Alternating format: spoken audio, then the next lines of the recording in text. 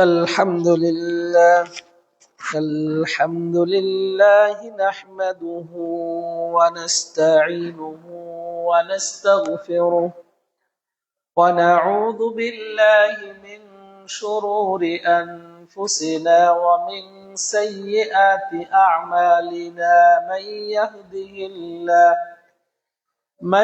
يهده الله فلا مضل له ومن يضلل فلا هادي له وأشهد أن لا إله إلا الله وحده لا شريك له وأشهد أن محمدا عبده ورسوله أرسله بالحق بشيرا ونذيرا وداعيا إلى الله بإذنه وسراجا منيرا أما بعد فإن خير الحديث كتاب الله وخير الهدي هدي محمد صلى الله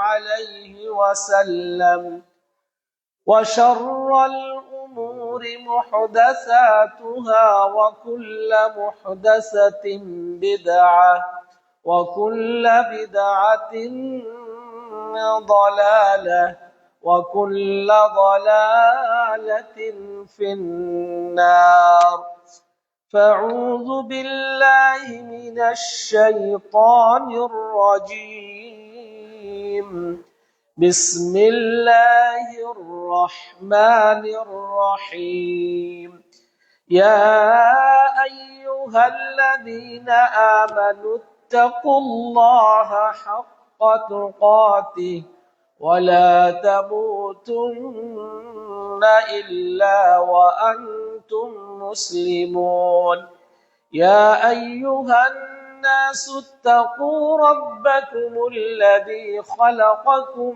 من نفس واحدة وخلق منها زوجها وبث منهما رجالا كثيرا ونساء واتقوا الله الذي تساءلون به والأرحام إن الله كان عليكم رقيبا يا أيها الذين آمنوا اتقوا الله وقولوا قولا سديدا يصلح لكم أعمالكم ويغفر لكم ذنوبكم ومن يطع الله ورسوله فقد فاز فوزا عظيما وقال الله عز وجل في كلامه المجيد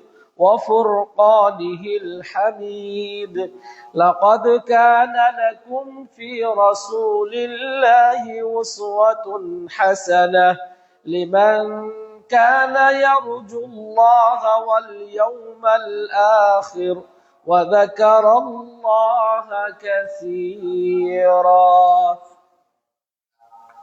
আলহামদুলিল্লাহ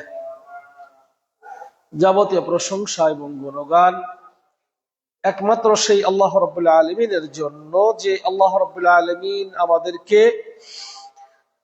নতুন বছরের প্রথম জুমার সালাতে আসার এবং মসজিদে আসার, খুতবা দেওয়া এবং খুতবা শোনার তৌফিক দান করেছেন। এজন্য বলে আলহামদুলিল্লাহ। সম্মানিত মুসল্লিয়ান কিরাম, আমরা আবারও একটি নতুন বছর আরম্ভ করতে যাচ্ছি। আমরা যদি একটু পিছনের বছরের হিসাব নিই, আমি আমারটা যদি নিই, আমি কি দিতে পারবো? আমি কতটুক আল্লাহর ইবাদত করেছি, কতটুকু আমি ইসলামের হক আদায় করেছি, নিজের কি হক আদায় করেছি, পড়োশির কি হক আদায় করেছি, এই সব টোটাল যদি আমার এগুলো যদি আমি হিসাব করি, আমি হিসাব দিতে পারবো না। আমরা যদি সেই ছোটকাল থেকে চিন্তা করি, সেটা কল্পনাও করা যায় না। বিগত 1 বছরের হিসাব যদি আল্লাহ রাব্বুল আলামিন আমার কাছে চায়, তাহলে আমার পক্ষে দেওয়া সম্ভব নয়। কেন আমরা তো মনে করি না যে মারা যাবো, বাঁচবো মাত্র 40, 50, 60 বছর, আরো বাঁচবো, সেই আশাই তো আছে, তওবা করে নিব। কিন্তু এটা আমাদের জন্য সবচাইতে বোকামি যে আমরা আরো বাঁচবো, আরো পরে আমরা আমল করব, আরো তওবা করব না। প্রত্যেকটি মানুষকে প্রতিদিন যখন সে সারাদিনের শেষে যখন ঘুমিয়ে যাবে, শুয়ে যাবে, তখন তাকে মনে করতে হবে তার এটাই হয়তো শেষ দিন। কখন মারা যাবো কেউ জানে না। আপনি দিনে মারা যেতে পারেন, সকালে মারা যেতে পারেন, দুপুরে মারা, কেউ জানে না। প্রত্যেক দিন ঘুমানোর পূর্বে একজন মুমিন ব্যক্তির এটা ভাবা উচিত, যেহেতু ঘুমটাকে বলছে নাউমু নিসফুল মাউত, ঘুম হচ্ছে অর্ধ মৃত্যু। এই যে ঘুমিয়ে গেলাম আবার জাগবো কিনা এর কোনো গ্যারান্টি নাই। ঘুমিয়ে গেলে আমি কিছুই জানি না, আমার শরীরের সব নিয়ন্ত্রণ সব আমার কাছ থেকে চলে যায়। এই জন্য একজন মুমিন ব্যক্তি সব সময় মৃত্যুর কথা স্মরণ করবে, যে কোনো মুহূর্তে আমি মৃত্যুবরণ করলে যেন কমপক্ষে প্রতিদিন একজন মানুষকে, রাসূলুল্লাহ সাল্লাল্লাহু আলাইহি ওয়াসাল্লাম প্রত্যেক দিন 70-এর অধিক, কোন হাদিসে আছে মিআতু মাররা, 100 বারের অধিক বা 100 বার তিনি কি করতেন, আল্লাহর কাছে আস্তাগফিরুল্লাহ বা ক্ষমা প্রার্থনা করতেন, ক্ষমা চাইতেন, তওবা ইস্তিগফার করতেন। অথচ আমরা দেখা যায় যে দিনে আমরা কখনো ইচ্ছাকৃতভাবে এগুলো আমরা করি না। অনেক সময় করি কিন্তু এটার অর্থ বুঝি না, আস্তাগফিরুল্লাহ আস্তাগফিরুল্লাহ বলি, তওবা তওবা আস্তাগফিরুল্লাহ, কিন্তু এটার অর্থ বুঝি না, বুঝে বলি না যে আসলেই আমি অপরাধ করেছি, হে আল্লাহ তোমার কাছে আমি ক্ষমা চাচ্ছি, তোমাকে ক্ষমা করে দাও, আমার ভুল হয়েছে, এমন মন থেকে এটা বলি না, এমনি মুখ দিয়ে মুখস্থ আছে তাই বলে ফেলি। তো প্রত্যেকটি মুমিন ব্যক্তির প্রতিদিন, প্রতিক্ষণে, প্রতি সময়ে মনে করতে হবে যে কোনো সময় আমি মারা যাব, যেন আমি ইমানের উপর মৃত্যুবরণ করতে পারি, আমি ইসলামের উপর মৃত্যুবরণ করতে পারি, আল্লাহর হক আদায় করতে পারি। সাথে সাথে যে বিষয়টা খুবই গুরুত্বপূর্ণ সেটা হচ্ছে হুকুকুল ইবাদ, বান্দার হক যেন বাকি না থাকে। কারণ আল্লাহ রাব্বুল আলামিন তার হক বাকি থাকলে তিনি ক্ষমা করে দিতে পারেন। কোন ব্যক্তি যদি শিরক আকবার না করে, কেউ যদি শিরক না করে মারা যায়, তাহলে আল্লাহ রাব্বুল একটা হাদিসে কুদসিতে আছে যে বানি আদম যদি এই আসমান পরিপূর্ণ করে, জমিন পরিপূর্ণ করে, বা আনানাস সামা, এই শব্দ এসেছে, একবারে মেঘমালা আসমান ভর্তি করে যদি সে গুনাহ নিয়ে আমার দরবারে হাজির হয়, আমার কাছে মুলাকাত করে, ওয়ালাম ইউশরিক বি শাইআ, কিন্তু সে যদি আমার সঙ্গে কোনো শিরক করে না থাকে, আমি আল্লাহ রাব্বুল আলামিন তাকে আমি ক্ষমা করে দিব, তাকে সবকিছু মাফ করে দিব। তো এই জন্য শিরক এটা হয়তো সবচেয়ে বড় গুনাহ। এই শিরকে আকবার যেন কখনো আমাদের না হয়, এবং মনের ভুলে, শয়তানের ওয়াসওয়াসাতে, কুমন্ত্রণায় পড়ে যদি কখনো হয়েও যায়, সাথে সাথে আমার কাছে তওবা ইস্তিগফার করে সেখান থেকে আমাকে কি করতে হবে, ফিরে আসতে হবে। আর বান্দার হক যেন কখনো বাকি না থাকে। এই জন্য প্রত্যেক মুমিন ব্যক্তির বিছানায় ঘুমানোর পূর্বে বালিশের তলে যেন তার ওসিয়তনামা রেখে, যেমন হাদিসের মধ্যে রয়েছে এক ওসিয়তনামা, যে আপনি কার কাছে পাবেন, আপনার কাছে কে পাবে। এই বিষয়টি খুবই, নবী সাল্লাল্লাহু আলাইহি ওয়াসাল্লাম যদি কারো কাছে ঋণ থাকতো, নবী সাল্লাল্লাহু আলাইহি ওয়াসাল্লাম তার জানাজার সালাত আদায় করতেন না। কারো উপর যদি ঋণ বাকি থাকতো আদায় করতেন না। কিন্তু আমরা আমাদের সমাজে দেখা যায় যে ওই মারা যাওয়ার আগে, সবাই মাফ করে দিলেন, তো আমি কি বলবো, সবাই 500, 600, 1000 লোক হাজির হয়েছে, 350 লোক হাত তুললেই মনে করে সবাই মাফ করে দিছে, কিন্তু আরেকজন যে কষ্ট পাচ্ছে এটা আমরা খেয়াল করি না। না, এইভাবে মৃত্যুকে সামনে রেখে ওই সময় সবাইকে আপনাকে বলবে, কেউ বলবে না। অনেক অন্তরে রেখে দিবে যে সবার সামনে হাত তুলি কিভাবে, যে আমি মাফ করি নাই বলি কিভাবে। আবার অনেকে আবার হাত পায়ে ধরে যে যা হয়েছে হয়েছে, পরে আপাতত কবর দিতে দেন, দাফন কাফন হয়ে যাক, পরে আপনার সাথে আমরা বসে মিটমাট করে নিব। এই যে ছল চাতুরি, এগুলো যেন না থাকে। আর বান্দার হক যেন আমরা বান্দার কাছেই ক্ষমা নিয়ে নিতে পারি। আল্লাহ রাব্বুল আলামিন যেন আমাদেরকে সে তৌফিক দান করেন। সম্মানিত মুসলিম কেরাম, আজকের যে বিষয়টি খুতবার জন্য নির্ধারণ করেছি, সে বিষয়টি হচ্ছে যে উত্তম চরিত্র। এই বিষয়ে আমরা এর আগেও কথা বলেছি, কিন্তু আবারও বছরের শুরুতে এই কথাটা বা এই বিষয়ে খুতবা দেওয়ার প্রয়োজন দেখা দিল কেন? কারণ যে আমরা যারা সহি আকিদায় আছি বা আহলুল হাদিস আকিদা মানহাজের উপর আছি, তারা তো আছি, যারা আবার বিভিন্ন দিক থেকে আসছি, বা নিজেদের ভুল বুঝতে পেরে আমরা এসেছি বা ধারণ করি, লালন করি, পালন করার চেষ্টা করছি, আমি মনে করি সহি আকীদা গ্রহণ করার আগে তাকে আদব আখলাক শিখতে হবে। এই আহলুল হাদিস বা সহি আকীদার দাবিদার ভাইরা এতটাই বেয়াদব এবং এতটাই তারা উগ্রপন্থী, অনেককে দেখা যায়, সবাইকে না আলহামদুলিল্লাহ, কিন্তু কিছু আছে বেয়াদবের শেষ পর্যায়ে চলে গেছে। উনি ইসলাম গ্রহণ করেছে বা নতুন আকীদা সহি আকীদা বুঝলো 3.5 মাস আগে, উনি এখন নসিহত দিচ্ছেন এদেশে যারা সুপ্রতিষ্ঠিত আহলুল হাদিসদের আকীদা মানহাজকে ধারণ করে, যাদেরকে আমরা পূর্বসূরি বলি বা যাদের আমরা অনুসরণ করে থাকি, যাদেরকে আমরা ফলো করে থাকি, যাদের কাছে আমরা ইসলাম পেয়েছি, যাদের মাধ্যমে আমরা কোরআন সুন্নাহ পেয়েছি, শাইখুল ইসলাম ইমাম ইবনে তাইমিয়া রাহিমাহুল্লাহ, শেখ মুহাম্মদ বিন উসাইমিন রাহিমাহুল্লাহ, শেখ বিন বাজ রাহিমাহুল্লাহ সহকারে এই সাহিবে তুহফা বলেন বা ইমাম বুখারী বলেন, এইরকম যারা পূর্ববর্তী সালাফ ছিলেন, মুহাদ্দিস, ফকিহ, মুজতাহিদ, ইনারা যখন অসংখ্য বিষয়ে মত পার্থক্য করে গেছেন একই বিষয়ে, যেমন শেখ বিন বাজ রাহিমাহুল্লাহ বলছেন যে তার ফতোয়া এবং আরো কিছু শেখদের ফতোয়া আছে, রুকু থেকে উঠে আবারও হাত বাঁধা। রুকু থেকে আমরা উঠলাম না, এবার রুকু দিলাম, সামি আল্লাহু লিমান হামিদা রব্বানা লাকাল হামদ বলে আবার হাতটা বাঁধা, এটা শেখ বিন বাজ রাহিমাহুল্লাহ বলছেন। এবং আরো কিছু শেখ মাশাইখ বলেছেন যে আবারও হাত বাঁধতে হবে। কেন? সালাতের মানে রুকুর আগে যেমন যে হালতে আছে ওই হালতে ফিরে গেলাম, এটা তাদের বুঝ সহি কি সহি না সেটা আমাদের বিষয় না, বিষয় হচ্ছে যে ইখতিলাফ বিষয়গুলো আছে।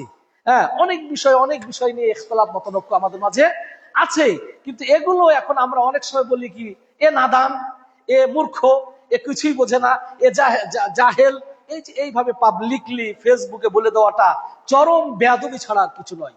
ইমাম ইবনে তাইমিয়া রাহিমাহুল্লাহ শুধু নয়, আমাদের যাকে মুফতি আজম বলা হয় আবু হানিফা রহিমাহুল্লাহর নামে অসংখ্য ভাইয়েরা বিভিন্ন প্রকার কটুবাক্য ব্যবহার করেন, যারা অনেক সময় এমন শব্দগুলো চয়ন করেন যে তারা বলে কি যে এই মাযহাব হলো শিরকের আড্ডা, এই মাযহাব হলো ইসলামকে ছিন্ন ভিন্ন করে দিয়েছে, এই মাযহাব আসার কারণে মুসলমানরা আজকে দ্বিধাবিভক্ত। কিন্তু কোন ওলামায়ে কেরাম, শাইখুল ইসলাম ইবনে তাইমিয়া বলেন বা শাইখ বিন বাজ বলেন, পূর্ববর্তী কিবারুল উলামার কেউ কখনো মাযহাবের কোন ইমামকে নিয়ে কটুবাক্য করে নাই। হয়তো তিনি কেন তার ওজর আছে, ইমাম আবু হানিফা রাহিমাহুল্লাহ একটা মাসআলা দেয় নাই বা আহলুস সুন্নাহ ওয়াল জামাতের বিপরীত মাসআলা দিয়েছে, হয়তো তিনি জানে না। তিনি যদি না জেনে মাসআলা দেয় তাহলে কি সে অপরাধী হবে? অপরাধী হবে না। কিন্তু আপনি যখন তার বিরুদ্ধে যখন কটুবাক্য বলছেন, এর জন্য আপনাকে কালকে আমাদের জবাব দিতে হবে যে ইমাম আবু হানিফা এটা জানেই না, তুমি তার উপর চাপিয়ে দিলে কেন? হ্যাঁ, তো এই জন্য বরং আমরা যেটা মনে করি, পূর্ববর্তী সালাফি আলেমরা যেটা মনে করি, মাযহাব যদি না থাকতো এবং এই মাযহাব যদি না, মাযহাব বলতে এখানে শুধুমাত্র এই যে 4 মাযহাব না, মাযহাব মানে মন্তব্য, হ্যাঁ, বা কি বলবো যে চলার পথ একটা অর্থে আছে, উক্তি, হ্যাঁ, উক্তি, যে তার উক্তিতে এটা, এই একই হাদিসের বিভিন্ন শব্দের একাধিক অর্থ, এটাই ইসলামের সৌন্দর্যতা। ইসলামের একটা শব্দের অর্থ যখন অনেক হবে, এক যে উট, শুধুমাত্র উটের আরবি 500-র অধিক, শুধু উটের আরবি, এই যে ইবলুন, জামালুন, এইভাবে দেখবা যায়, এইভাবে শুধুমাত্র উট শব্দর যে উটের আরবি 500-র বেশি। তাহলে আপনি শিখেছেন 2টে, এখন আরেকজন যদি বলে 3য়, 4র্থ, 5ম বা 400 নম্বর বলছে জাহেল, কিছুই জানে নাই। কিন্তু তুমি যে জানো না, তোমার কাছে যে এলেম নাই, ও তো সবগুলো 500টাই জানে। এরকম অনেক শব্দ আছে, যেমন আমরা সামনে বলে যে আশা, আরবিতে আশা, যা মানে আশা, আতা মানে আশা, আকবালা মানে আশা, হ্যাঁ, এরকম অনেক শব্দ আছে, তাকাদ্দাম, এই শব্দগুলো আছে, কিন্তু এগুলোর ভিতরে পার্থক্য আছে। হ্যাঁ, যা শব্দর কি, আতা মানে, আকবালা মানে মুখোমুখি, সামনের দিক থেকে আসা, এরকম অনেক মানে প্রতিটি অক্ষর শব্দের আবার পার্থক্য রয়েছে। জিয়াদাতুল হুরুফ ইয়াদুল্লু আলা জিয়াদাতিল মানা, যখন কোন শব্দের অক্ষর হরফ বেশি হবে তার অর্থ পরিবর্তন হয়ে যায়, তার অর্থ একাধিক হয়। এই জন্য অনেক বিষয়ে আছে যেটার অর্থ অধিক পরিমাণ হয়। তো ইসলামের সৌন্দর্যতা হচ্ছে একটি হাদিস থেকে একজন মুজতাহিদ একটা বলে একটা মাসলা দাঁড় করিয়েছে, আরেকজন মুজতাহিদ যখন ওই একই হাদিস থেকে আরেকটি মাসলা সাব্যস্ত করবেই, এটাই ইসলামের সৌন্দর্যতা। কারণ কি, কোরআন মাত্র 114টি সূরা, এই 114টা সূরা সেই মনে করবো শুধু আদম সৃষ্টি থেকে না, মানে বলবো যে কি এটা বলা যে আল্লাহ রাব্বুল আলামিন যখন তিনি একাই ছিলেন, হুয়াল আউয়াল ওয়াল যাহির ওয়াল বাতিন, তিনি যখন এক ছিলেন, আবার যখন এই পৃথিবী সব ধ্বংস হয়ে যাবে তখন যিনি তখন এক থাকবেন। এই যে মধ্যবর্তী সময়ে কোটি কোটি লাখ লাখ হাজার হাজার সমস্যার সমাধান এই 114টা সূরার মধ্যে রয়েছে। তাহলে প্রত্যেকটা বিষয়ের যদি আলাদা আলাদা দলিল থাকতো তাহলে কোরআনের ভলিউম এরকম হতো না। হ্যাঁ, দেখেন না, এক কোরআনের 114টা সূরা তাফসির, কত বড় বড় তাফসির। হ্যাঁ, শাইখুল ইসলাম ইবনে তাইমিয়ার ফতোয়ার কিতাব কত, শেখ বিন বাজ রাহিমাহুল্লাহ ফতোয়া কিতাব অসংখ্য খণ্ড, শেখ বিন বাজের অসংখ্য খণ্ড, এগুলো বের হয়েছে কোথা থেকে? সব ওই ওখান থেকেই। তো হাদিসের পরিমাণ অল্প, কোরআনের আয়াতের পরিমাণ অল্প, অল্প কথা দিয়ে এখান থেকে আল্লাহ রাব্বুল আলামিন অল্প ইজমালি ভাবে দিয়েছেন, এখান থেকে তাফসিল ব্যাখ্যা, যে কি কোরআনের ব্যাখ্যা তাফসির, হাদিসের ব্যাখ্যার মধ্যে যেমন আপনার এই যে সরার কিতাব, ব্যাখ্যাকার কিতাব রয়েছে, কিতাবের মাধ্যমে এক একজন এক এক ভাবে সব কথাই একবার সব বিপরীতমুখী কেউ বলেন নাই। দেখা যায় যে সাপোজ এই যে একটু আপনাদেরকে একটু শুধু বোঝানোর ক্ষেত্রে বলতেছি যে মুসাফির ব্যক্তি কত দূরত্ব গেলে তার ই পড়বে, কি কসর পড়বে, এই নিয়ে অনেক মত লোক না, কেউ বলছে 48 মাইল, কেউ বলছেন যে আপনার ওই তো 48 মাইল, আবার কেউ বলছে 70 কিলোমিটার, এরকম একদিন এক রাত পরিমাণ, কত ফারানসাক, এক একজন এক এক ভাবে বুঝিয়েছেন। এটা ইসলামের সৌন্দর্যতা, এটাই ইসলামের সৌন্দর্যতা। এই যে যাকাতের ক্ষেত্রে দেখেন, 7.5 ভরি হলে নেশাব হবে, এদিকে আবার 52 তোলা রূপা হলে আপনার নেশাবের মালিক হবে। 52 তোলা রূপার দাম কত আর 7.5 ভরি স্বর্ণের দাম কত? পার্থক্য না? বিশাল পার্থক্য, অনেক পার্থক্য। এখন যে স্বর্ণের দাম ধরে জাকাত দেন, তাহলে বর্তমান বাজার মূল্যে আপনি প্রায় কত, এখন তো 1 লাখ টাকা, 1 লাখ টাকার উপরে, তাহলে 1 লাখ টাকা ভরি যদি 7.5 ভরি দেন, 7.5 লাখ টাকা না হলে জাকাতই আসবে না আপনার কাছে। 7.5 লাখ টাকা না হলে জাকাত আসবে না। অন্যদিকে রূপার হিসাব যদি ধরেন 12,000 টাকা ভরি, 10,000 টাকা, এখন 18,000 টাকা কত হয়েছে এখন এই মুহূর্তে জানা নাই। এটা যদি ধরেন তাহলে আপনি কি 1-1.5 লাখেই জাকাত আসবে। কিন্তু কি হচ্ছে, এটা আল্লাহ রাব্বুল আলামিন আপনার ঈমানটাকে পরীক্ষা করতে যাচ্ছেন, যে আপনি কোন দিকে জাকাত ফাঁকি দিতে চাচ্ছেন, যে না আমার তো স্বর্ণের হিসাবে আমার জাকাত আসে নাই, সুতরাং আমি জাকাত দিব না, আমার জাকাত আসে নাই। আর একজন চিন্তা করতেছে যে জাকাতের নেশাব থাক আর না থাক, আমার হাতে 2টা স্বর্ণের চুড়ি আছে, আমি জাকাত দিব। অসংখ্য মহিলারা আমাদের মাসালা করে যে হুজুর আমার একটা নাকফুলের জাকাত কত আসবে? না, আপনার নাকফুল ছাড়া কি আর স্বর্ণ আছে? না, স্বর্ণ নাই, আছে 2টা চুড়ি আছে, অল্প হয়তো 2 আনা 4 আনা বা 1 ভরি হতে পারে, এটা কি জাকাত আসবে? বলছে জাকাত আসবে না, দিতে হবে না। না হুজুর আমি তাও জাকাত দিব, আমি তাও জাকাত দিব। এরকম দিয়েছেন, সাহাবায়ে কেরাম দিতেন এরকম। হ্যাঁ, একজন দেওয়ার জন্য ব্যাকুল, আর একজন দিতে চাচ্ছে না, খুঁজতেছে যে বেশি কোনটা, যেটা আমাকে দিতে হয় না। এই জন্য জাকাতে এসেছে যে স্বর্ণ একসাথে মনে করেন, তারপরে স্বর্ণ শুধু নয়, যেমন আপনার 40টা ছাগলের নিচে জাকাত নাই, হ্যাঁ 40টা ছাগলের নিচে জাকাত, বা 30টা গরুর নিচে জাকাত নাই। তো দেখা যাচ্ছে 3-4 জন মিলে 30টা গরু, 3 জন 10টা 10টা 10টা, তা 10টাতে তো জাকাত আসে না, কিন্তু তারা যৌথ ব্যবসা করে, একসঙ্গে 3 জনের 30টা আছে, ছাগল আছে। তো এই জাকাত আসার মুহূর্তে যেন ভাগ করে না নেয়, কারণ ভাগ করে নিলে জাকাত আসবে না, আর একই সাথে 30টা থাকলে জাকাত আসবে। তো রাসূল সাল্লাল্লাহু আলাইহি ওয়াসাল্লাম নিষেধ আছে যে যখন তোমাদের একত্রিত ব্যবসা থাকবে তখন জাকাত দেওয়ার ভয়ে তোমরা আলাদা করে নিও না। আবার আলাদা আলাদা আছে, একসাথে জাকাত দিতে হবে, এই জন্য জাকাত দেওয়ার আগে আবার মিলিয়ে নিও না জাকাত, যাতে করে জাকাতের পরিমাণ কম আসে। ঠিক তেমনি ভাবে অনেক উদাহরণ আছে। হজের ক্ষেত্রে যারা হজ করতে গেছেন বা যাবেন, আপনার 8 তারিখে মিনাতে থাকতে হয়, 9 তারিখে আরাফাতে যেতে হয়, সূর্য ডুবে গেলে মুজদালিফায় রাত্রি থাকতে হয়, এরপরে 10 তারিখে মিনাতে এসে কঙ্কর নিক্ষেপ, তারপরে কুরবানি, অন্যান্য কাজগুলো তো অফসাইডে করতে হয়। এরপরে 11, 12, 13 3 দিন থাকতে হয় মিনাতে। কিন্তু বলছে ফামান তাআজ্জালা ফামা ইসমা আলাইহি, কেউ যদি 2 দিন অর্থাৎ 11, 12 2 দিন থেকে যদি মিনা ছেড়ে চলে যায়, ফালা ইসমা আলাইহি, তার কোনো গুনাহ নাই। ওয়ামান তাআখারা, আর যে ব্যক্তি 11-12 সঙ্গে আর 13 তারিখেও যদি কেউ থাকে ফালা ইসমা আলাইহি, তাদের কোনো গুনাহ নাই। কিন্তু লাভ কি? কেন 12 দিনের দিন চলে যাওয়ার অনুমতি আছে, আবার 13 তারিখেও থাকতে পারবে? আল্লাহ রাব্বুল আলামিন পরীক্ষা করবেন যে কে বেশি থাকতে চায় আর কে তাড়াতাড়ি পালিয়ে যেতে চায়। এটাই ঈমানের, এটা ঈমান। তো এইভাবে মাসআলাগত ভাবে। তারপরে আবার দেখেন কোরআনুল কারীম, আল্লাহ রাব্বুল আলামিন চাইলে একই পদ্ধতিতে কোরআনটা অবতীর্ণ করতে পারতেন না, কিন্তু উনজিলাল কোরআনু আলা সাবআতি আহরুফ, এই কোরআন 7 হরফে অবতীর্ণ হয়েছে। আল্লাহু আকবার। এর সৌন্দর্যটা কি? অনেক মানুষ আছে যারা শিন উচ্চারণ করতে পারে না, সিন শিনের পার্থক্য করতে পারে না।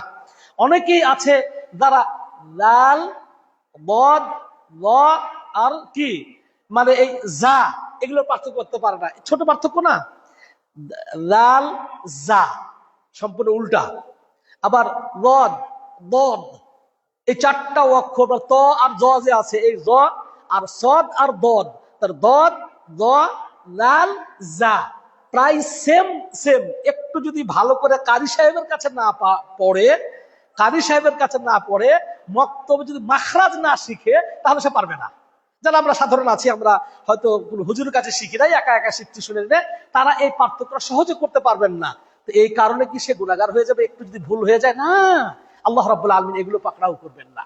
তারপরে এই যে কোন জায়গাতে 3 আলিফ টান, কোন জায়গাতে 4 আলিফ টান, কোন জায়গাতে 2 আলিফ টান, এই যে মদের ক্ষেত্রে যদি কেউ শুধুমাত্র কমপক্ষে 1 আলিফও টানে, অর্থের কোনো পরিবর্তন হবে না।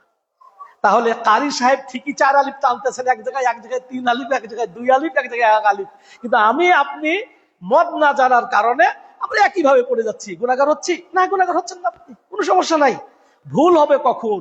আপনি কি তকে বা পড়তেছেন, বাকে কাপ পড়তেছেন, মিমকে দাল পড়তেছেন, মানে উচ্চারণ স্থলকে একবার ইচ্ছে করে পরিবর্তন করে দিচ্ছেন। সেই ক্ষেত্রে আপনার বলবো যে আপনি গুনাহগার হবেন। সেটাও কথা আছে, সেটা যদি আপনি ইচ্ছাকৃত করেন, জেনে শুনে করেন, তাহলে আপনার হবে না, গুনাহগার হবেন, সালাত বাতিল হয়ে যাবে, গুনাহগার হবেন। কিন্তু আপনি জানেন না, আপনি মূর্খ। হ্যাঁ, অথবা এরকম আছে যে উচ্চারণ করতেই পারে না সে, তাকে এত পড়ানো হচ্ছে, পারে না, পারছেই না সেই।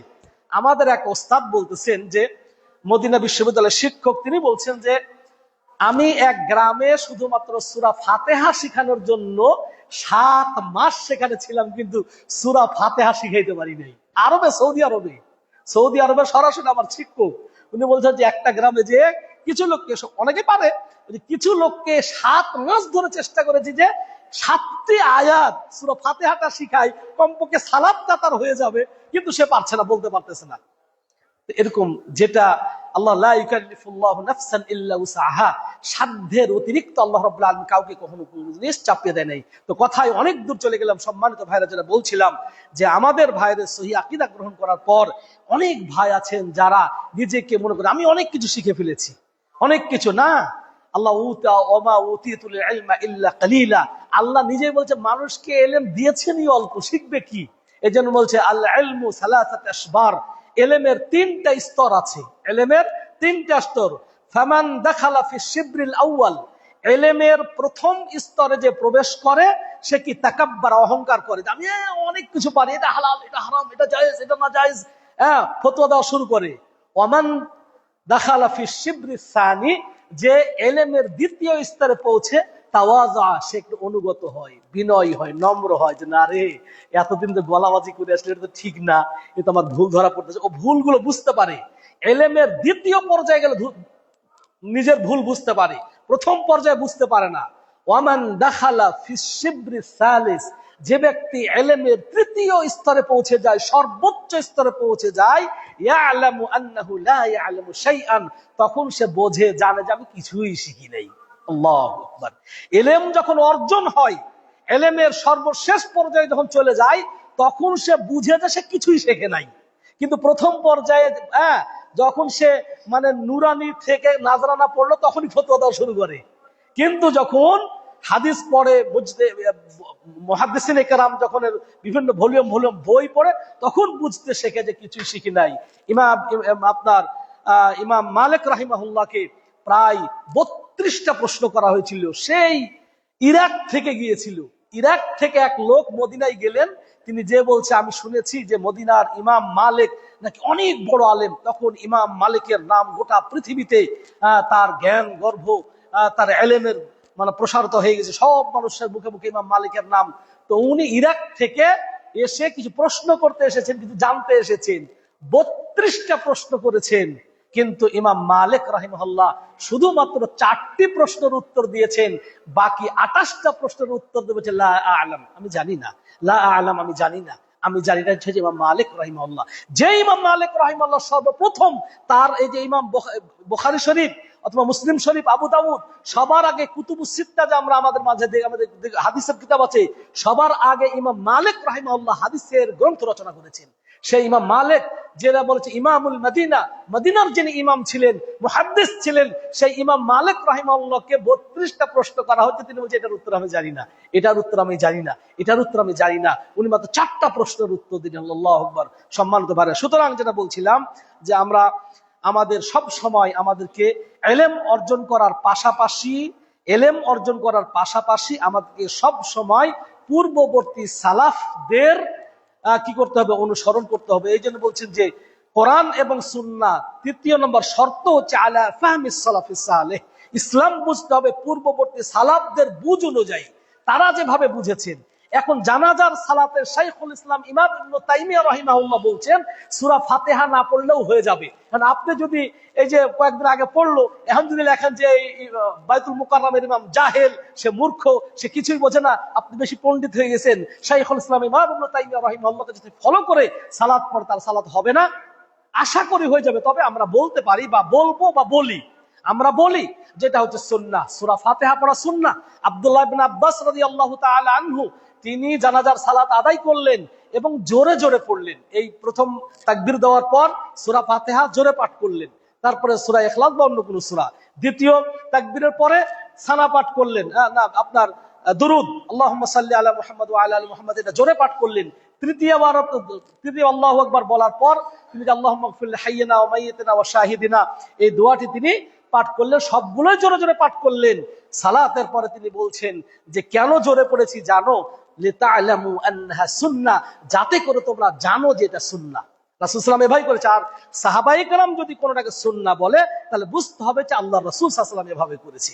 কিন্তু যেহেতু একটা মত আছে এখানে, শাইখুল ইসলাম ইমাম ইবনে তাইমিয়া রাহিমাহুল্লাহ শুধু নয়, অনেক সাহাবায়ে কেরাম তাদের মত ছিল যে সূরা ফাতিহা না পড়লে, কেন তাদের নিকটে সূরা ফাতিহা জানাজার সালাতটা সালাত না, দোয়া। কেন দোয়া? অনেকগুলো কারণ। যেহেতু আজান দিতে হয় না, যেহেতু একামত দিতে হয় না, যেহেতু রুকু নাই, যেহেতু সেজদা নাই, যেহেতু তাশাহুদ নাই, কিন্তু আমি বুঝাচ্ছি যে সালাত যদি নাই হবে তাহলে সালাম ফিরানো কোনো, আমারও যুক্তি আছে, তাদেরও যুক্তি আছে। এই জন্য অপর মতকে শ্রদ্ধা করতে হবে। আপনি যদি তাকে উড়িয়ে দেন যে কিছুই বুঝে না, তার কি এলেম নাই, তার এলেম আছে, কিন্তু তিনি একটা মাযহাবের অনুসরণ করেন, মাযহাব মানতে গিয়ে তিনি কথা বলেছেন। কিন্তু এগুলো আমাদেরকে বলবো যে পরস্পর বুঝে, অন্যকে শ্রদ্ধা করে, সহানুভূতি, ভালোবাসা, এছাড়া কিন্তু আমরা গালিগালাজ করে আমরা কাউকে ইসলাম কখনো শিখাতে পারবো না। এই জন্যই আজকে খুতবার ভূমিকা বলতে শেষ হলো যে খুতবার বিষয়টা চয়ন করেছিলাম আখলাকুন নবী সাল্লাল্লাহু আলাইহি ওয়াসাল্লাম, নবী সাল্লাল্লাহু আলাইহি ওয়াসাল্লামের উত্তম আদর্শ বা আখলাক, তার আখলাক চরিত্র কেমন ছিল। তো সময় যেহেতু শেষের দিকে, কয়েকটা হাদিস বলবো। প্রথমে যে আয়াতটা তেলাওয়াত করেছি, আল্লাহ রাব্বুল আলামিন লাকাদ কানা লাকুম ফি রাসূলিল্লাহি উসওয়াতুন হাসানাহ, তোমাদের জন্য রাসূলের মধ্যেই রয়েছে উত্তম আদর্শ। তাহলে আমাদের উত্তম আদর্শকে নবী মুহাম্মদুর রাসূলুল্লাহ সাল্লাল্লাহু আলাইহি ওয়াসাল্লাম, নবী সাল্লাল্লাহু আলাইহি ওয়াসাল্লামের বাড়িতে একজন খারাপ লোক, খুবই দুষ্ট প্রকৃতির লোক নবী সাল্লাল্লাহু আলাইহি ওয়াসাল্লামের বাড়িতে আসলো। আসার পরে রাসূল সাল্লাল্লাহু আলাইহি ওয়াসাল্লাম একবার সুন্দর তাকে বসতে দিলেন, সুন্দরভাবে আপ্যায়ন করতে দিলেন, সুন্দরভাবে তার সঙ্গে কথা বললেন। এরপর যখন চলে যাচ্ছে বিইসা ইসমুল আশিরা, এই শব্দটা ব্যবহার, যে তোমাদের পড়োশিটা খুব খারাপ, এই কথা বললেন। কারণ আয়েশা রাদিয়াল্লাহু তাআলা, আল্লাহ রাসূল এত সুন্দর, আপনি মিষ্টি মিষ্টি কথা বললেন, সুন্দর করে বসতে দিলেন, সুন্দর করে আপ্যায়ন করলেন, এখন চলে যাওয়ার পর আপনি বলছেন যে তোমাদের এই পড়োশিটা খারাপ, এটা কেন বললো? বলছে তখন তিনি বলছেন এর সঙ্গে যদি আমি ভালো ব্যবহার না করি, তারও অনুসারী আছে, আমার যেমন অনুসারী আছে তারও অনুসারী আছে। আমি যদি তার সঙ্গে দুর্ব্যবহার করি, তার সঙ্গে খারাপ ব্যবহার করি, তার অনুসারীরা দেখবে, তারা বুঝবে যে মুহাম্মদ তার নেতার সঙ্গে খারাপ আচরণ করেছে। এই জন্য তাদের সঙ্গে ভালো আচরণ করেই ইসলামের সৌন্দর্যতা তুলে ধরতে হবে, ইসলামের পথে তাদেরকে আনতে হবে। এই জন্য তাদের সঙ্গে সুন্দরতম ব্যবহার আমি করেছি। তাহলে আপনি আবার উনি চলে যাওয়ার পর কেন বললেন যে তোমাদের পড়োশী খারাপ? তোমাদেরকে সতর্ক করার জন্য। এই যে আমি ভালো ব্যবহার করলাম, তাকে আপ্যায়ন করলাম, হাসি মুখে বিদায় দিলাম, হেসে হেসে কথা বললাম, যাতে তোমরা আবার এটা না বুঝে নাও যে তাহলে এই লোকটাও মনে হয় ভালো পথেই আছে, এই লোকটাকে অনুসরণ করা যাবে, এও তো নেতা, তাহলে রাসূল আমাদের নেতা, এও আমাদের নেতা, যাতে তোমরা এটা না বুঝো না সে খারাপ লোক, তোমাদেরকে সতর্ক করে দিলাম। কিন্তু আমি তার সঙ্গে ভালো ব্যবহার করেছি, যেহেতু তার অনুসারীরা তার সঙ্গে ছিল, তার সঙ্গে খারাপ ব্যবহার করলে তার অনুসারীরা রেগে যেত। তখন বলতো কি, মুহাম্মদের আচার ব্যবহার ভালো না, আমাদের নেতার সঙ্গে ভালো আচরণ করেনি, ভালোভাবে কথা বলেনি, আপ্যায়ন করেনি। আল্লাহু আকবার। তাহলে তার সঙ্গে ভালো ব্যবহারও করলেন, অন্যদিকে কি করলেন, নবী মুহাম্মদুর রাসূলুল্লাহ সাল্লাল্লাহু আলাইহি ওয়াসাল্লাম নিজ পরিবার বা সাহাবীদেরকেও সতর্ক করে দিলেন যে তোমাদের পড়োশী কিন্তু খারাপ। আমি ভালো ব্যবহার করলাম দেখে তোমরা আবার ভুলে যেও না, তাকে নিয়ে আবার তোমরা মেতে উঠেও না, সতর্ক করে দিলেন। সম্মানিত ভাইরা, ঠিক এমনি ভাবে ওই যে ইবলিস এই সম্পর্কে আপনার ওই যে শয়তানকে আবু হুরায়রা রাদিয়াল্লাহু তাআলা আনহু যে কোষাধ্যক্ষ বা যেখানে কি বলে এটাকে মাল জমা রাখা, বাইতুল মাল জমা থাকতো, তো একদিন চুরি করতে এসেছে, ছট করে আবু হুরায়রা ধরে ফেলেছে। অনেক লম্বা হাদিস। একদিন ধরলো, ছেড়ে দিছে। রাসূল সাল্লাল্লাহু আলাইহি ওয়াসাল্লাম ফজরে বলছে, আবু হুরায়রা তোমার কোথায়, বন্দি কোথায়? আল্লাহ রাসূল অনেক কান্নাকাটি করতেছিল, আর কান্নাকাটি সহ্য করতে না পেরে ছেড়ে দিয়েছি। শয়তান ও আবার আসবে। দ্বিতীয় দিন আবার এসেছে চুরি করতে, আবারও আবু হুরায়রা বলছে, ভাই আমার বাড়িতে না খেয়ে আছে, আমার মা স্ত্রী সন্তান না খেয়ে আছে, আমি আর কোনোদিন আসবো না, ভাই তুমি আমাকে এবার ছেড়ে দাও। ওর অনুনয় বিনয়, কান্না কাটি, হাত জোড়, এগুলো দেখে তাকে ছেড়ে দিয়েছে।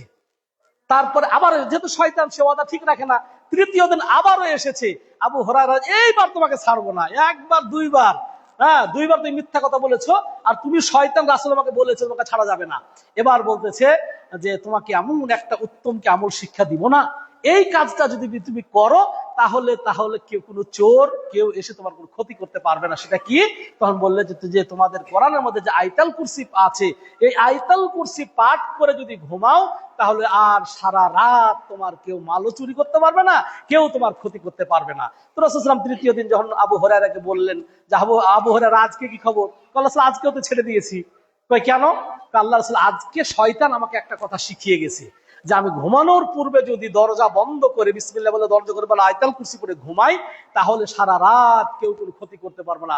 নবী সাল্লাল্লাহু আলাইহি ওয়াসাল্লাম বলছে যে হ্যাঁ, কথাটা সত্য বলেছে, ওয়া ইন্নাহু শাইতান, কিন্তু সে শয়তান, কিন্তু কথাটা সঠিক বলেছে। সে শয়তান, সে তোমাদের দুশমন, কিন্তু কথা সঠিক বলেছে।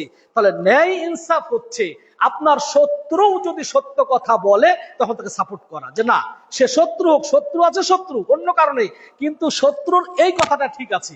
সব সময় আপনি দুশ্মনী ভাব নিয়ে থাকবেন, সব সময় একজনকে নাকানি চুমানি দেওয়ার চেষ্টা করবেন, তাহলে আপনি কোনোদিন আপনার পাশে আপনি বন্ধু পাবেন না। নবী মুহাম্মদুর রাসূলুল্লাহ সাল্লাল্লাহু আলাইহি ওয়াসাল্লামের আচরণ এরকম ছিল।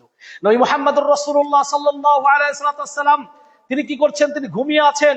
এক কাফের এসে, এক বেদুইন এসে নবী সাল্লাল্লাহু আলাইহি ওয়াসাল্লামের তরবারি গাছের নিচে ঝুলানো অবস্থায় আছে। তো ওই কাফের এসে যে গাছের সাথে ঝুলানো তরবারিটা নিয়ে এবার বলছে যে মুহাম্মদ এবার তোমাকে কে বাঁচাবে? তখন নবী সাল্লাল্লাহু আলাইহি ওয়াসাল্লাম বলছেন আল্লাহ। যখন আল্লাহ বলেছেন, ও ভয়ে, নবী সাল্লাল্লাহু আলাইহি ওয়াসাল্লামের একটা আলাদা একটা মুজিজা ছিল। 1 মাসের দূরত্বের পথ থেকে নবী সাল্লাল্লাহু আলাইহি ওয়াসাল্লামের নাম শুনলেই কাফেররা থরথর করে কেঁপে যেত। 1 মাস দূরত্বের পথ দূরে, ওইখান থেকে যদি শোনে যে নবী আসতেছে, মুহাম্মদ আসতেছে, অথবা নবী শোনার সঙ্গে থরথর করে কেঁপে যেত। এই ভয় আল্লাহ রাব্বুল আলামিন তার মধ্যে দান করেছিলেন। তো যখন নবী মুহাম্মদ বলছে আল্লাহ, মানে আল্লাহ আমাকে বাঁচাবে, চট করে থরথর করে কেঁপে তার হাত থেকে তরবারিটা পড়ে গেল। এবার বলতেছে নবী সাল্লাল্লাহু আলাইহি ওয়াসাল্লাম হাতে উঠিয়ে নিয়ে বল, এবার কে বাঁচাবে, এবার বলো। তখন সে নিরুপায় হয়ে গেল, কথা বলছে না। ওমর ফারুক রাদিয়াল্লাহু তাআলা আনহুর জীবনে কয়েকবার তিনি এসেছিলেন, যে ওই মুনাফিকরা যখন উহুদের যুদ্ধে মুনাফিকরা যখন চলে যাচ্ছিল, তখন নবী মুহাম্মদুর রাসূলুল্লাহ সাল্লাল্লাহু আলাইহি ওয়াসাল্লাম যখন সতর্ক করলেন যারা হচ্ছে মুনাফিক, তখন আপনার কি বলবো, ওমর ফারুক রাদিয়াল্লাহু তাআলা বলছে, আল্লাহর রাসূল শুধু হুকুম করেন, আমি তাদেরকে এখনই তাদের গলা কেটে শেষ করে দেব। বলছে না, এটা করা যাবে না, এটা করলে মানুষেরা বলবে মুহাম্মদ তার অনুসারীদেরকে হত্যা করে। দেখেন ব্রেনটা কোথায় যাচ্ছে, যে সে মুনাফিক হয়ে গেছে, মুনাফিক তোমার কাফের, কিন্তু সাধারণ মানুষ তো এটা বুঝবে না, তো বলবো যে মুহাম্মদ তার অনুসারীদেরকেও হত্যা করে, তাহলে মুহাম্মদের কাছে নিরাপদ কই? কেউ না, তার অনুসারীরাও নিরাপদ না। ওই রকম ভাবে যখন নবী সাল্লাল্লাহু আলাইহি ওয়াসাল্লাম, ওই যে যখন আয়েশার অপবাদের ঘটনা আসলো, আয়েশা রাদিয়াল্লাহু তাআলা আনহাকে জেনার যে অপবাদ দেওয়া হয়েছিল, ওই সময় একটা সুযোগ এসেছিল ওমর ফারুক রাদিয়াল্লাহু তাআলা তখনও বলেছে, আল্লাহর রাসূল যারা অপবাদ দিয়েছে আমাকে বলুন, আমি তাদেরকে দ্বিখণ্ডিত করে দেব, হত্যা করব। তখনও রাসূল সাল্লাল্লাহু আলাইহি ওয়াসাল্লাম বলছেন না, এই কাজ করে যাবে না। এজন্য আয়েশা সিদ্দিকা রাদিয়াল্লাহু তাআলা আনহা বলছেন, আল্লাহর রাসূল সাল্লাল্লাহু আলাইহি ওয়াসাল্লাম কোনদিন 63 বছরে তিনি কাউকে নিজের হাত দ্বারা আঘাত করে নিন, মা দরাবা লি আহাদিন, কাউকে আঘাত করেননি, প্রহার করেননি। নবী মুহাম্মদুর রাসূলুল্লাহ কোনদিন কাউকে গালি দেননি। নবী মুহাম্মদুর রাসূলুল্লাহ সাল্লাল্লাহু আলাইহি ওয়াসাল্লাম কাউকে লানত বা অভিশাপ দেননি। নবী মুহাম্মদুর রাসূলুল্লাহ সাল্লাল্লাহু আলাইহি ওয়াসাল্লাম কোন ব্যক্তি থেকে নিজের কারণে কোনদিন প্রতিশোধ নেন নাই নবী মুহাম্মদুর রাসূলুল্লাহ সাল্লাল্লাহু আলাইহি ওয়াসাল্লাম। কিন্তু আমরা কি হুজুর, কি আলেম, খালি সুযোগ খুঁজে, কখন দুর্বলতা পায় এখনো তাকে বলবো, এই তোর বেটা পড়াটা ভুল হলো, তোর এই হলো ও হলো, আমরা ভুল ধরার জন্য ব্যতিগ্রস্ত। কিন্তু নবী মুহাম্মদুর রাসূলুল্লাহ সাল্লাল্লাহু আলাইহি ওয়াসাল্লাম এই কাজ তিনি কখনোই করতেন না। সবাই বসে আছে, অনেক অনেক সময় চুপি চুপি গল্প করে, এই গল্প করছে কেন? নবী সাল্লাল্লাহু আলাইহি ওয়াসাল্লাম এভাবে কখনো বলতেন না। বলছেন মা বালু আকওয়াম, মানুষের কি হলো, মানুষেরা ভালো করে কথাও শোনে না, দুষ্টামি করতেছে দুইজন, লুকে লেগে একজন একজনকে কিছু বলতেছে। তো এখন সবাই কিন্তু সরাসরি, এই ভাই আপনি কথা বলছেন কেন, শরম পাবে না? শরম পাবে। তো নবী সাল্লাল্লাহু আলাইহি ওয়াসাল্লাম কখনো বলতে, এই তুমি কথা বলছো না। নবী সাল্লাল্লাহু আলাইহি ওয়াসাল্লাম যদি এরকম দেখতেন, বলছেন মানুষদের যে কি হলো, মজলিসে বসেও তারা ভালো করে কথা শুনে না। তাহলে যার সতর্কে সে হয়ে গেল, যা বুঝার সে বুঝে গেল, এইভাবে নবী সাল্লাল্লাহু আলাইহি ওয়াসাল্লাম বলতেন। অনেক সময় এরকম তো হয়, একসঙ্গে 10, 15, 20 জন আছি, সম্ভ্রান্ত সবাই, সবাই হচ্ছে একবারে ফার্স্ট ক্লাস, বলবো যে অফিসারই হোক অথবা ফার্স্ট ক্লাস নাগরিক হোক, সবাই গণ্যমান্য। দেখা গেল কোনো কারণে তার পেট নষ্ট আছে, বায়ু ছেড়ে দিয়েছে, দুর্গন্ধ হয়ে গেছে, এখন যদি বলে, এই ভাই কে যেন পান মারলো ভাই, গন্ধ হয়ে গেছে, শরম পাবে না? নবী সাল্লাল্লাহু আলাইহি ওয়াসাল্লাম কখনোই বলতেন না। ঠিক ওই একই শব্দ ব্যবহার করে, মা বালু আকওয়াম, মানুষের কি হলো, সবাইকে কষ্ট দেয়, বাস যে বুঝার সে বুঝে গেল। এইভাবে ইশারা ইঙ্গিতে কথা বলতেন, কখনোই তিনি কাউকে কষ্ট দিতেন না। সম্মানিত ভাইরা, এখানে অনেকগুলো বিষয় আছে, বলবো না। নবী সাল্লাল্লাহু আলাইহি ওয়াসাল্লাম বলতে, বুইসতু লিউতাম্মিমা সালিহাল আখলাক, অন্য রায়াতে মাকারিমাল আখলাক। নবী সাল্লাল্লাহু আলাইহি ওয়াসাল্লাম বলছে, আমাকে প্রেরণ করা হয়েছে আমি যেন সর্বোত্তম চরিত্র পূর্ণাঙ্গ করি। আমি কি সর্বোত্তম চরিত্রকে পূর্ণাঙ্গ রূপ দান করি, এজন্যই আল্লাহ রাব্বুল আলামিন আমাকে প্রেরণ করা হয়েছে। অন্যদিকে আবু হুরায়রা রাদিয়াল্লাহু তাআলা আনহু থেকে বর্ণিত, তিনি বলছেন, আকমালুল মুমিনিনা ঈমানান আহসানুহুম খুলুকান, যে ওই ব্যক্তির ঈমান পরিপূর্ণ যার চরিত্র হচ্ছে সর্বোত্তম। এই জন্যই বলেছিলাম, শুরুতে কি বলেছিলাম, যে সহিহ আকীদা গ্রহণ করার আগে আখলাক পরিবর্তন করতে হবে, সৎ চরিত্র হবে। অনেক ভাই আছেন রফল আদায় ঠিকই করতেছেন, আউয়াল ওয়াক্তে নামাজও পড়েন, কিন্তু তার মুখ খারাপ। এজন্য নবী মুহাম্মদ সাল্লাল্লাহু আলাইহি ওয়াসাল্লামকে প্রশ্ন করা হয়েছিল, যে আবু হুরায়রা রাদিয়াল্লাহু তাআলা আনহু থেকে বর্ণিত, তিনি বলেন, সুইলা রাসূলুল্লাহ সাল্লাল্লাহু আলাইহি ওয়াসাল্লাম আন আকসার মা ইউদখিলুন নাসাল জান্নাতা, কোন আমল সবচাইতে বেশি মানুষকে জান্নাতে নিয়ে যাবে? এই প্রশ্ন যখন করা হলো, নবী সাল্লাল্লাহু আলাইহি ওয়াসাল্লাম বলেন, তাকওয়াল্লাহ ওয়া হুসনুল খুলুক, আল্লাহর ভয় এবং উত্তম চরিত্র মানুষকে সবচাইতে বেশি জান্নাতে নিয়ে যাবে। সুবহানাল্লাহ। এর বিপরীতে নবী সাল্লাল্লাহু আলাইহি ওয়াসাল্লামকে প্রশ্ন করা হলো, কোন আমল মানুষকে সবচাইতে বেশি জাহান্নামে নিয়ে যাবে? নবী সাল্লাল্লাহু আলাইহি ওয়াসাল্লাম বলছে, আল ফামু ওয়াল ফারাজু, মুখ এবং লজ্জাস্থান। মুখ এবং লজ্জাস্থান, কারণ মুখ দ্বারা আমরা, মুখ তো লাগাম টানা তো নাই, হ্যাঁ, যা ইচ্ছা বাক স্বাধীনতার নাম দিয়ে, বাক স্বাধীনতার দোহাই দিয়ে যা মনে চাই তাই বলতেছি। শুক্রবারকে বলতেছি শনিবার, বলছি শনিবার কেন? আমার স্বাধীনতা, আমি বলবো। তো সব ক্ষেত্রে সব স্বাধীনতা নাই। শরীয়তের বিষয়ে আপনার স্বাধীনতা থাকতে পারে না। শরীয়ত আল্লাহর পক্ষ থেকে, কোরআন আল্লাহর পক্ষ থেকে, ইসলামের বিষয়ে আপনি এখানে কথা বলতে পারবেন না। এই বাক স্বাধীনতার কথা বলে আজকে আমরা নানা ধরনের চগল করি, মিথ্যা, গীবত, পরনিন্দা থেকে শুরু করে নিয়ে নানা ধরনের অপকর্ম এই মুখ দ্বারা আমরা করি।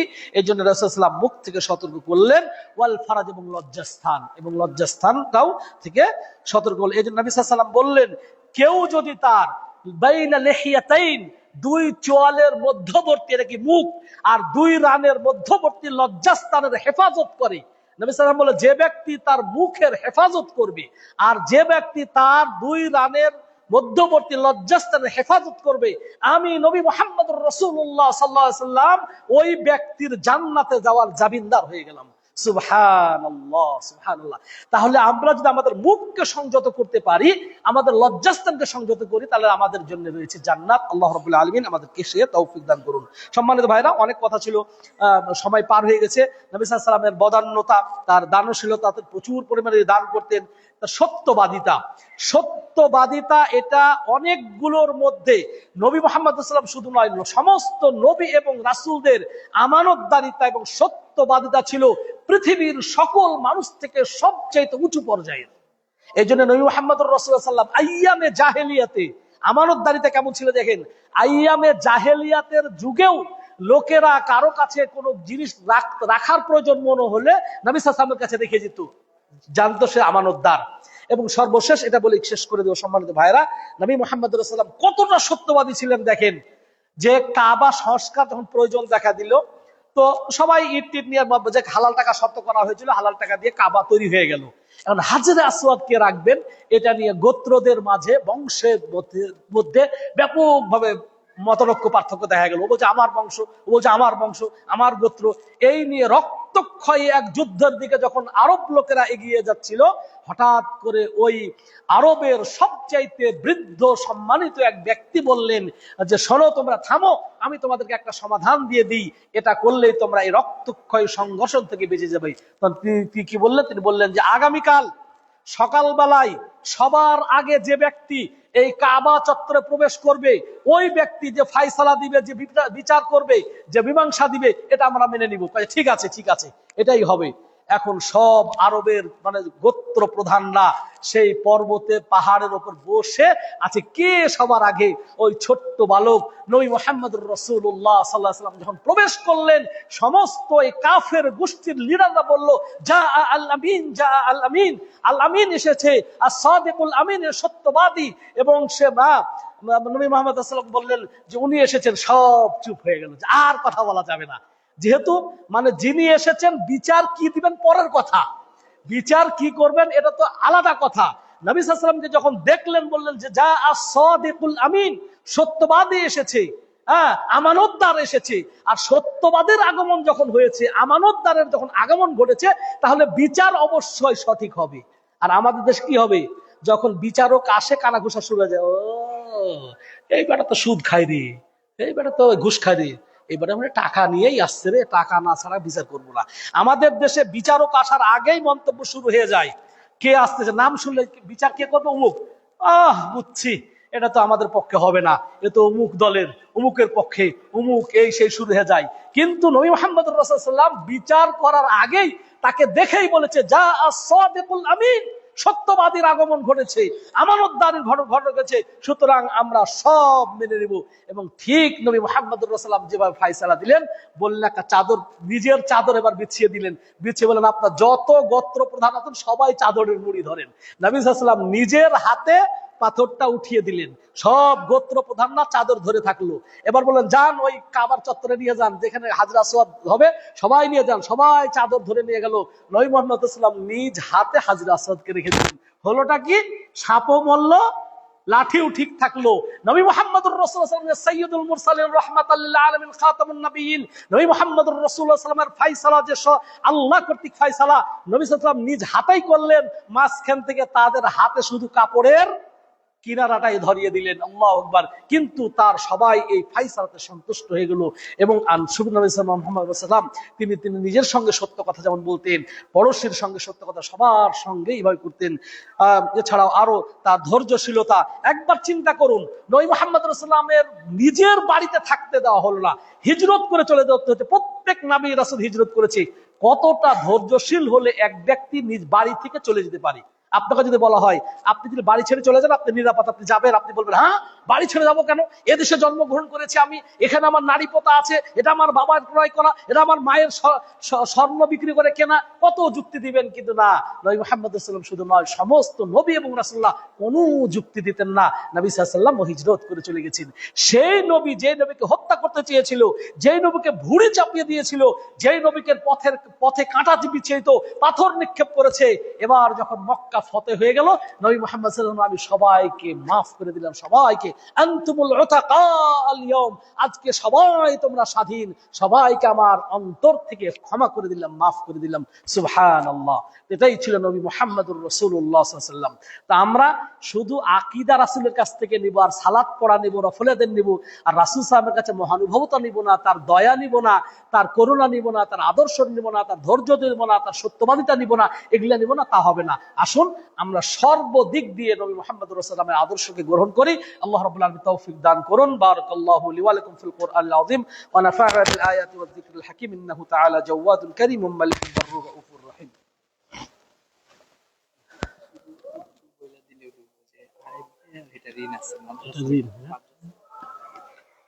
الحمد لله نحمده ونستعينه ونستغفره ونعوذ بالله من شرور أنفسنا ومن سيئات أعمالنا.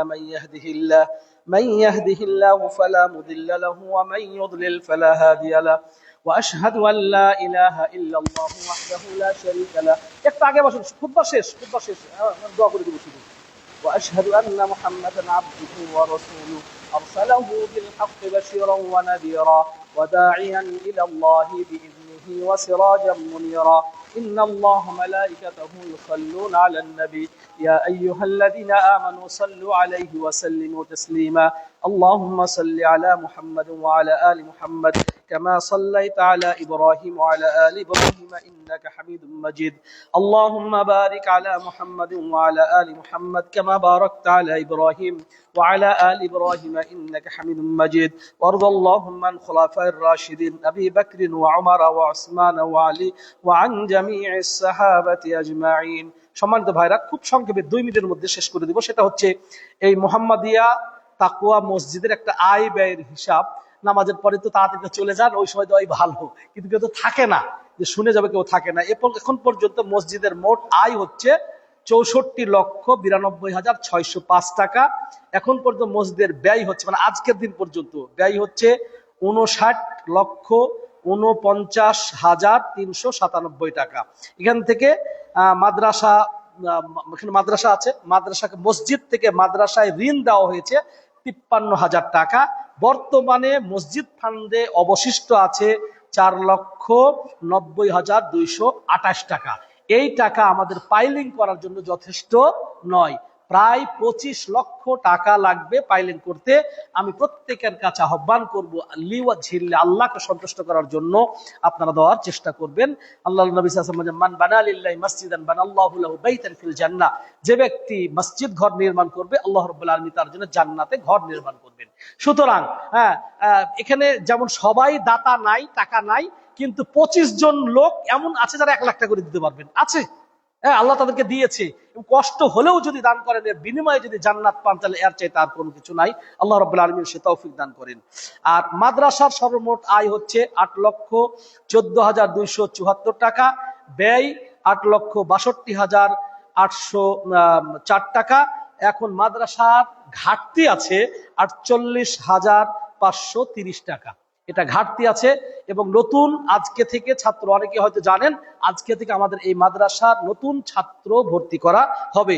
আপনাদের যারা সন্তান আছে তারা তো দিবেন ইনশাআল্লাহ, যাদের সন্তান নাই, আত্মীয় স্বজন, হয়তো নিজের বোনের, ছেলের, নিজ গোত্রে আপনারা কেউ প্রচার করবেন। প্রচারেই প্রসার, আমরা পরস্পর সহযোগ করবো। আল্লাহ রাব্বুল আলামিন যেন সে তৌফিক আতা করেন।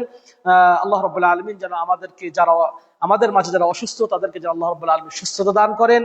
ঋণগ্রস্তদের ঋণগুলো মিটিয়ে দেওয়ার তৌফিক দান করেন। আল্লাহ যেন আমাদের ইমানের সাথে আমলে সালেহা বেশি বেশি করার তৌফিক দান করেন। এবং মৃত্যুর সময় কালেমা শাহাদাত, আশহাদু আল্লা ইলাহা ইল্লাল্লাহ ওয়া আশহাদু আন্না মুহাম্মাদুর রাসূলুল্লাহ বলে মৃত্যুবরণ করার তৌফিক দান করেন। এবং আমাদের মাঝে যারা মৃত্যুবরণ করেছেন নিজ আত্মীয় স্বজন, আল্লাহ রাব্বুল আলামিন তাদেরকে যেন ক্ষমা করে দেন এবং জান্নাতুল ফিরদাউস দান করেন। রব্বানা আতিনা ফিদ দুনিয়া হাসানাহ ওয়া ফিল আখিরাতি হাসানাতাও ওয়া কিনা عذاب النار إن الله يأمر بالعدل والإحسان وإيتاء ذي القربى وينهى عن الفحشاء والمنكر والبغي يعظكم لعلكم تذكرون اذكروا الله يذكركم واشكروه على نعمه يزدكم الله يعلم ما تصنعون